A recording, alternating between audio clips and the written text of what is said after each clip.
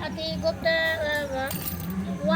गुप्त व्रत है, पर तुम्हारे आग्रह पर प्रकट करता हूँ। यह वह है कि भादों की शुक्ल पक्ष की तीज को का व्रत हरतालिका के नाम से प्रसिद्ध है। वह यह व्रत है जैसे तारागणों में चंद्रमा, नवग्रहों में सूर्य, वर्णों में ब्राह्मण, वेदों में साम, इंद्रियों में मन रूप है। ऐसा यह व्रत श्रेष्ठ है जो तीजा हस्त नक्षत्र युक्त पड़े तो और भी माँ पुण्यदायक होता है। यह सुनकर पार्वती जी ने कहा कि मैं कब और कैसे एक तीजा व्रत किया, मैंने कब और कैसे तीजा व्रत किया, यह सब तो सुनने की इच्छा है। इतना सुनकर भगवान से बोले,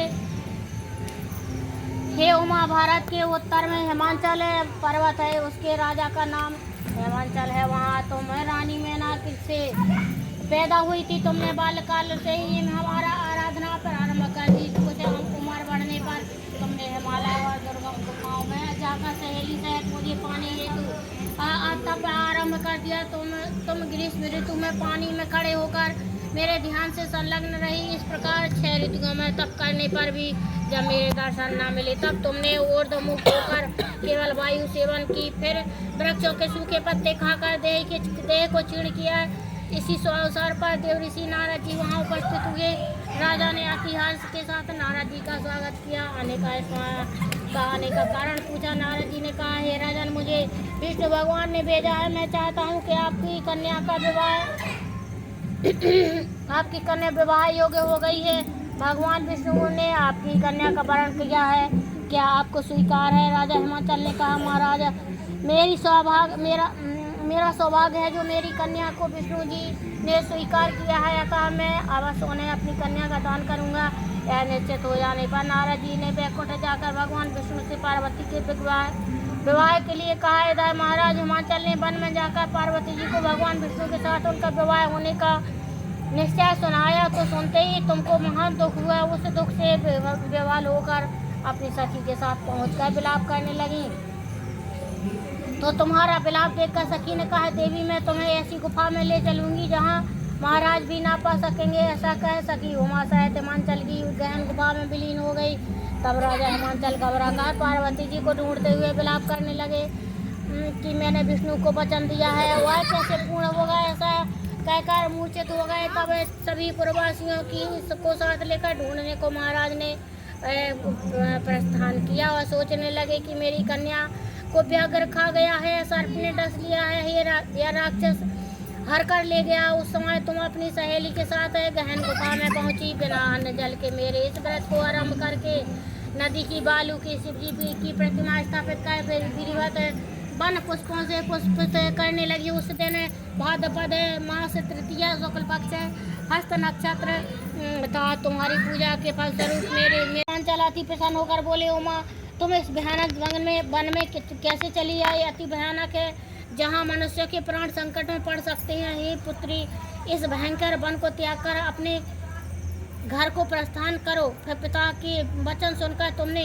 कहा, हे पिता, आपने मेरा विवाह भगवान विष्णु के साथ स्वीकार कर लिया है, इससे मैं इसी वन में रहकर अपने प्राण त्याग दूंगी।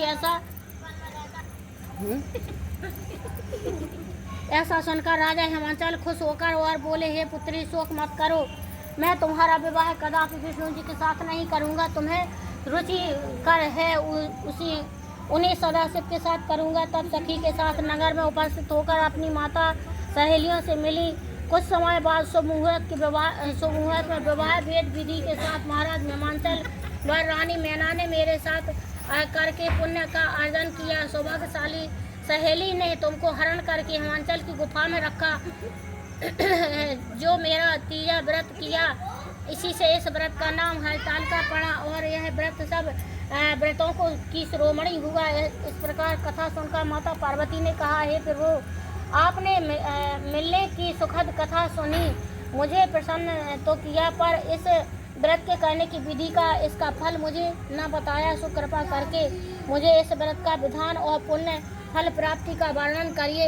इतना सुनकर शंकर जी ने कहा, हे प्रिय, इसका फल सुना रहा हूँ, सुनो। यह व्रत सौभाग्यवती नारी व पति चाहने वाली कन्याओं को करना चाहिए। यह व्रत भाद्रपद शुक्ल द्वितीया की शाम को तीजा व्रत धारण करे। यह व्रत निराहार होकर करना चाहिए। भगवान शिव पार्वती की स्वर्ण प्रतिमा केले के खम्भे व पुंड पुष्प आदि से सुशोभित मंडप में स्थापित करके इस रेशमी वस्त्र के चंदोबे तानकर बंधन वार लगाकर भगवान शिव की बाल की प्रतिमा स्थापित कर पूजन कर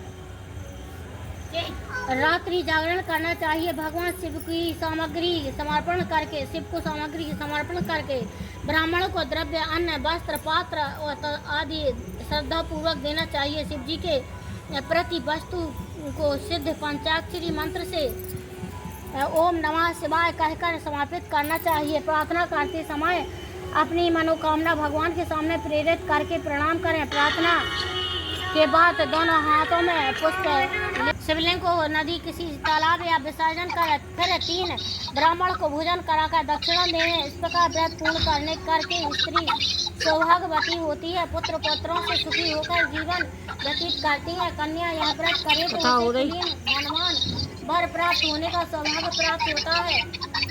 और हे देवी, जो सौभाग्यवती स्त्री व्रत का धारण नहीं करती वह बार बार वैधव्य पुत्र सुख को प्राप्त होती है। जो स्त्री 30 के दिन व्रत रहकर चोरी से अन्न खाती है वह सुकरी का जन्म पाती है। जो जल पीती है वह जोग का जन्म लेती है। जो दूध पीती है वह सर्पणी का जन्म लेती है। और जो मांस खाती है बाघनी होती है। जो स्त्री उस दिवस सोती है वह अजगर की योनि पाती है। हे माँ, जो स्त्री अपने पति को धोखा देती है वह मुर्गी का जन्म धारण करती है। जो स्त्री इस व्रत को श्रद्धा भक्ति और विधि पूर्वक करती है वह सुंदर पति को प्राप्त करती है।